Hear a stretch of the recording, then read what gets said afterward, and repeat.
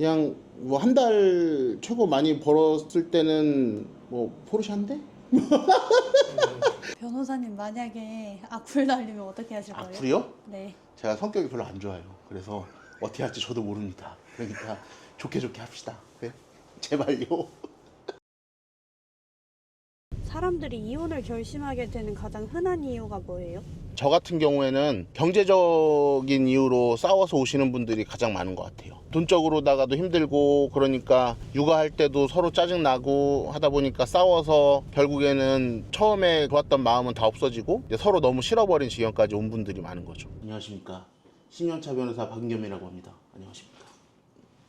변호사님 하루 일과가 어떻게 되시나요? 저는 일단 9시에 출근을 합니다. 9시까지 출근을 하고 출근하자마자 달력을 먼저 켜요. 달력을 키면 이제 오늘 재판 일정이 나오잖아요. 그럼 오늘 재판 일정이 있는 건들을 검색을 한 번씩 해보고 오늘 뭘 해야 되는지 공부를 한 다음에 오전 10시부터 이제 재판을 다니게 됩니다. 일정표 한번 보시겠습니까? 얼마나 바쁘게 사는지. 네, 이게 이제 재판 일정 써놓은 거고요. 이제 외부에 약속이 있을 때는 또 이렇게 외부 일정 메모를 이렇게 해놓습니다.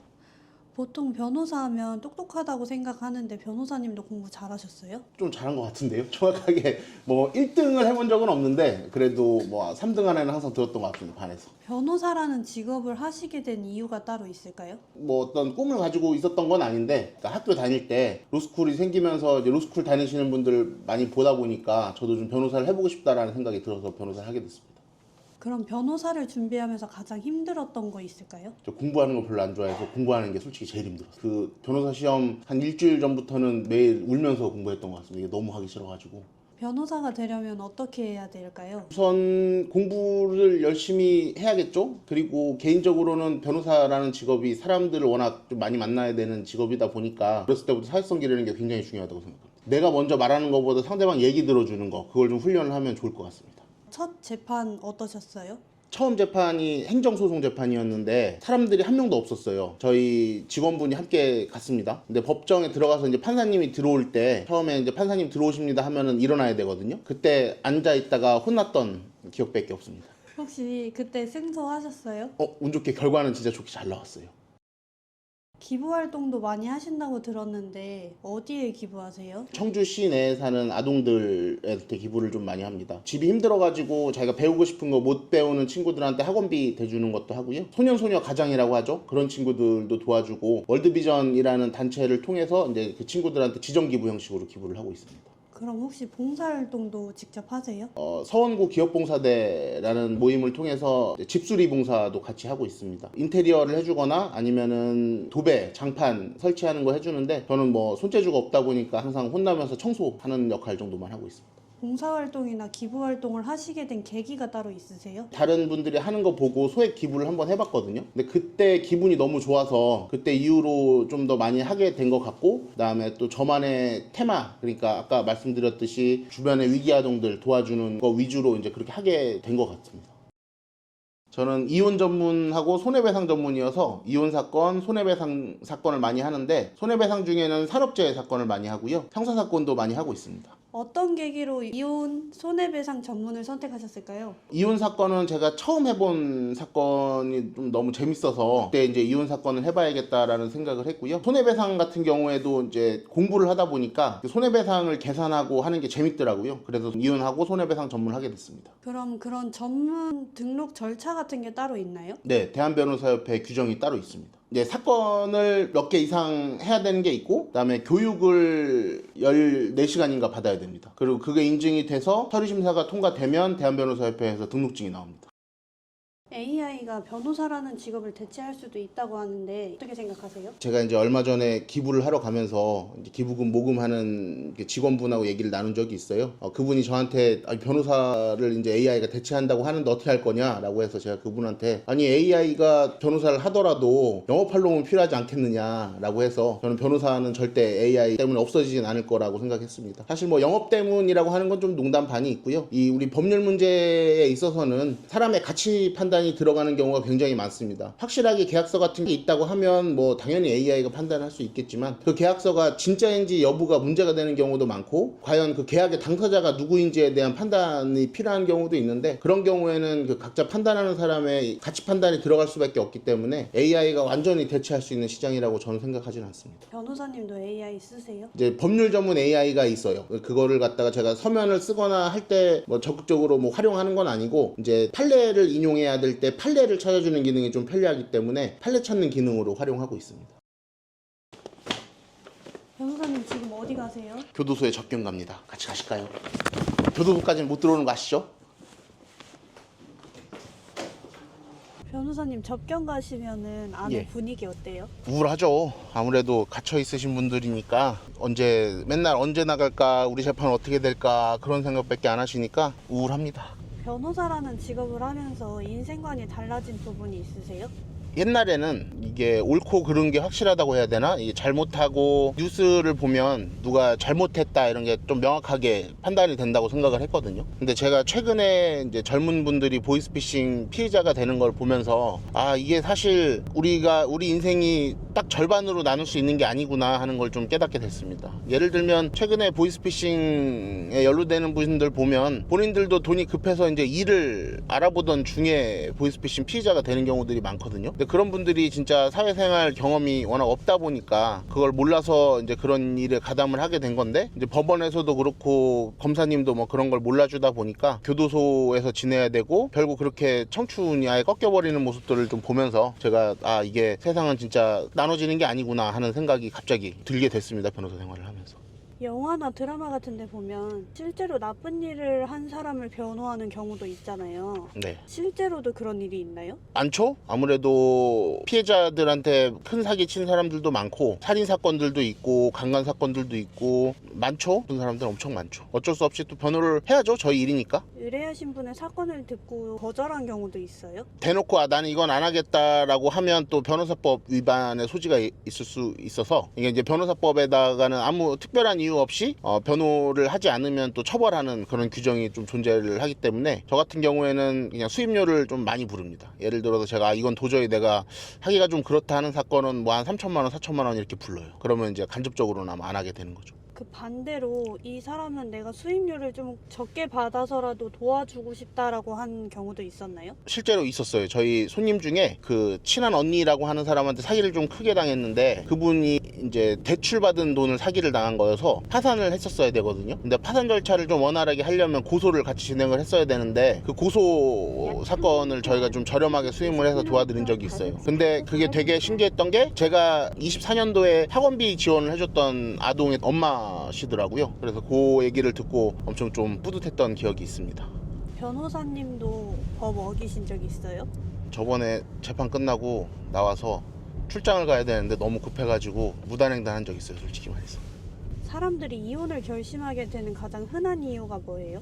저 같은 경우에는 경제적인 이유로 싸워서 오시는 분들이 가장 많은 것 같아요. 돈적으로다가도 힘들고 그러니까 육아할 때도 서로 짜증나고 하다 보니까 싸워서 결국에는 처음에 좋았던 마음은 다 없어지고 이제 서로 너무 싫어버린 지경까지 온 분들이 많은 거죠. 경제적인 문제 때문에 이혼을 하게 되면 더 힘들어지지 않아요? 그렇죠. 아무래도 양육비도 생각보다 금액이 적을 거고 재산도 나눈다고 하면은 이제 거기에서 타격이 좀 있을 거고 하지만 서로 이렇게 좋지 않은 상태에서 붙어 사는 것보다 떨어져 살다 보면 또 사이가 좋아지는 경우가 있어서 아이들한테는 오히려 또 이렇게 좋게 작용을 하는 경우가 있어서 저는 만약에 뭐 그렇게까지 맨날 싸우고 서로 뭐 소리 지르고 치고받고 할 정도까지 간다고 하면 이혼을 하시는 걸 권유하는 편입니다. 그러면 변호사님이 맡은 사건 중에 이분들은 정말 이혼 안 했으면 좋겠다 했던 사례도 있었나요? 지금 하고 있는 사건 중에 좀 그런 생각이 강하게 드는 사건이 하나 있는데요.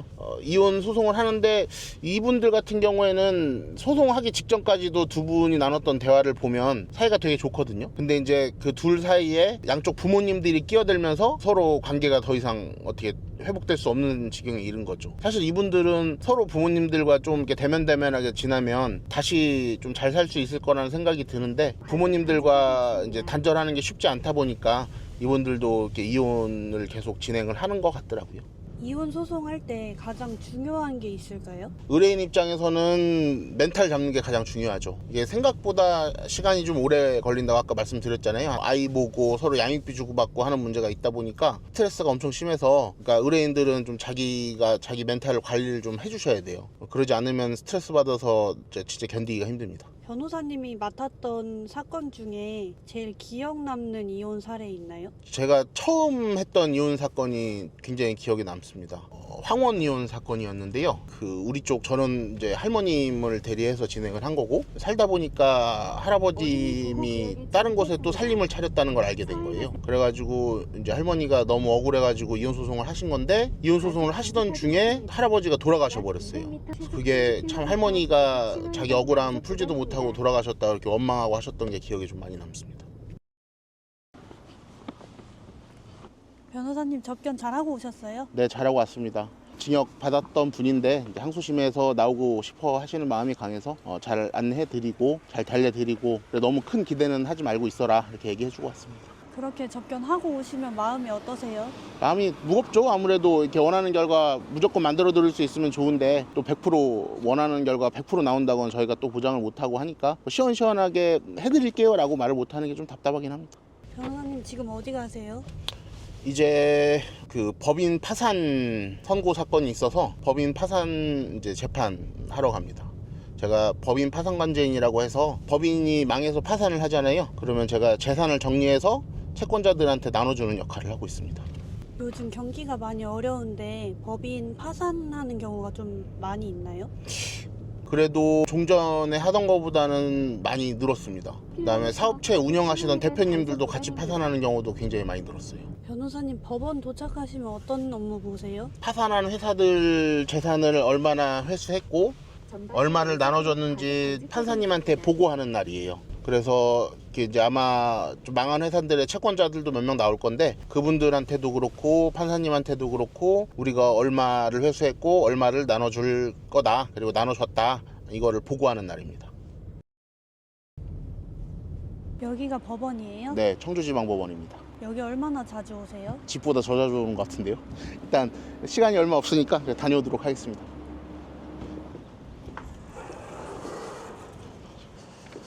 다녀왔습니다. 힘드네요. 오늘 채권자들이 많이 오셔가지고 불만도 표현하시고 하시는데, 더 열심히 채권자들을 위해 일해보도록 하겠습니다. 화이팅!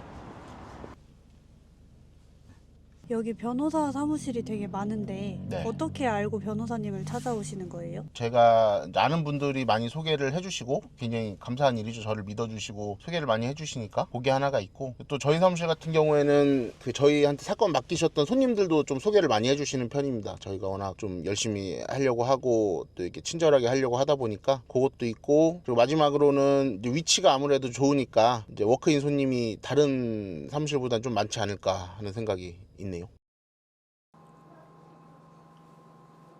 변호사님 보니까 네. 키보드가 되게 많은데 네. 게임 좋아하세요? 아니요, 그냥 제가 맨날 키보드를 치니까 그날 기분에 따라서 좀 키보드 바꿔가면서 일하고 있습니다. 기분이 우울할 때 쓰는 키보드가 따로 있고, 이거는 이제 이렇게 촬영하시러 오신다 그래갖고 기분 좋을 때 쓰는 키보드 이렇게 쓰고 있습니다. 변호사님이 승소했던 재판 중에 가장 큰 손해배상액은 얼마였어요? 그렇게까지 크게 받아본 적은 없고 1억 8천이 최고였던 것 같습니다. 지금까지 맡아보신 손해배상 사건 중에 정말 기억에 남는 사건 하나만 얘기해 주세요. 최근에 끝난 사건인데, 이게 이제 제가 여러분한테 좀 드리고 싶은 말씀이, 우리가 유원지 같은 데 놀러 가면은 보트 같은 거 타잖아요. 그러면은 그게 안전사고를 항상 좀 주의를 해야 되거든요. 제가 맡았던 사건 같은 경우에는 우리 손님이 바나나 보트를 탔어요. 바나나 보트를 딱 타고 가는데, 이제 바나나 보트랑 이 동력이 되는 보트 두 개 연결한 밧줄이 터지면서 눈을 팍 때린 거예요. 그래가지고 이제 이 눈이 머는 바람에 이제 손해배상 소송을 하게 된 적이 있거든요. 이제 이런 사건 같은 경우에는 내가 손해배상금을 받아도 사실 이 눈이 안 보이는데 의미가 없잖아요. 그러니까 항상 우리가 유원지 같은 데 놀러 갔을 때 항상 좀 주의를 하시고 나를 좀 스스로 보호할 필요가 있을 것 같습니다. 변호사님 상장이 되게 많은데 네. 혹시 기억에 남는 상장이 있으세요? 일단은 요거는 이제 도지사님이 준 표창패인데요. 이게 이제 그냥 일반 표창패가 아니라 자랑스러운 모범 도민이라 그래서 72번째로 자랑스러운 모범 도민에 선정된 표창입니다. 그래서 이게 좀 의미가 있고요. 그리고 개인적으로는 표창패는 아니지만 이거는 이제 제가 최근에 기부를 많이 해서 월드비전에서 바피어스 하나 클럽 가입했는데 그때 기념으로 받은 인형입니다. 변호사님이랑 닮은 것 같아요. 감사합니다. 이거는 제가 이제 월드비전에 처음으로 1,000,000원 기부했을 때 받은 페이입니다. 이게 이제 비전 소사이어티라 그래서 이거는 1,000,000원 이상 이제 후원한 분들 가입하는 회원페 같은 거라고 생각하시면 좋을 것 같아요. 이게 처음 큰 고액 기부하고 받은 거라서 굉장히 저한테는 좀 의미가 있는 겁니다. 그래서 소중히 보관하고 있어요. 변호사님 시계 좀 비싸 보이는데 네. 얼마짜리예요?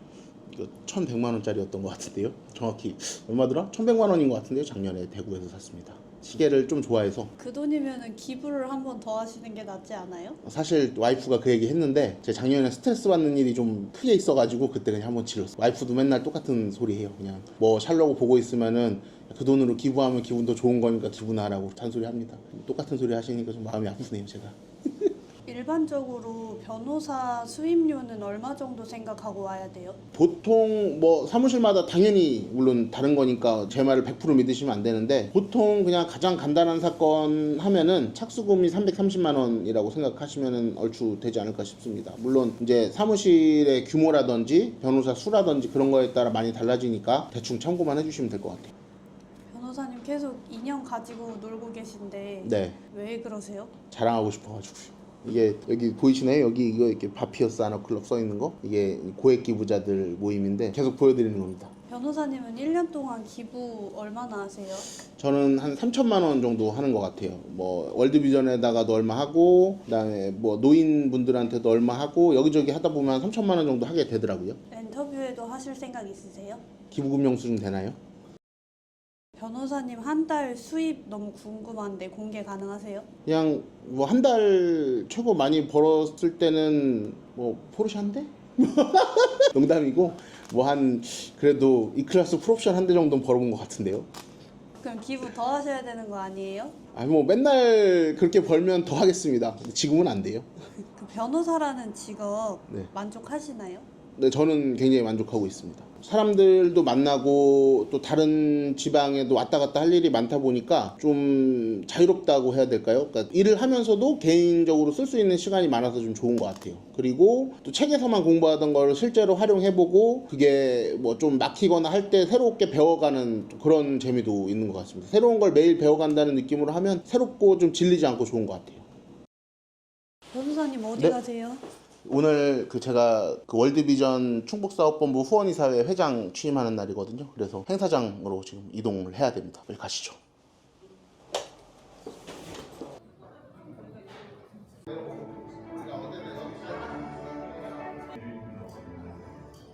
변호사님 네? 지금 준비가 한창이신데 네. 긴장 좀 하신 것 같아요. 엄청 긴장됩니다. 이게 또 오랜만에 회장 취임하는 거다 보니까 익숙해지는 것도 아니고 어쨌든 오늘 잘 해봐야죠.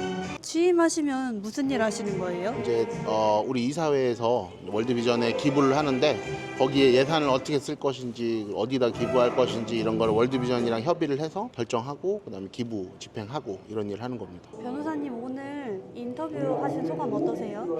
솔직히 너무 긴장돼가지고 제가 잘 했는지 모르겠는데 말씀 하나 드리자면 포토샵 해갖고 턱 좀 깎아주세요. 그럼 감사하겠습니다. 앞으로의 목표 같은 거 있으실까요? 저는 뭐 제 사무실 열심히 운영해서 사무실 크게 키우는 것도 목표고요.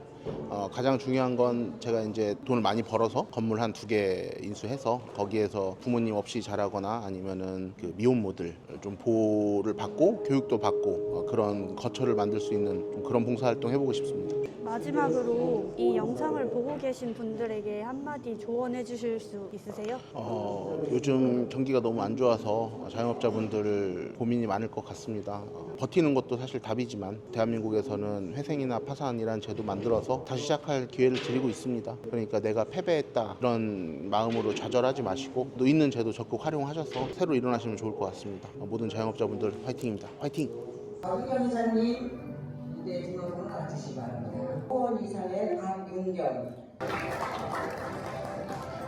우리 아이들의 꿈을 위해 제가 달린 거기 때문에 그런 의미를 담아서 건배제에 드리도록 하겠습니다. 건배제에 드리겠습니다. 아이들을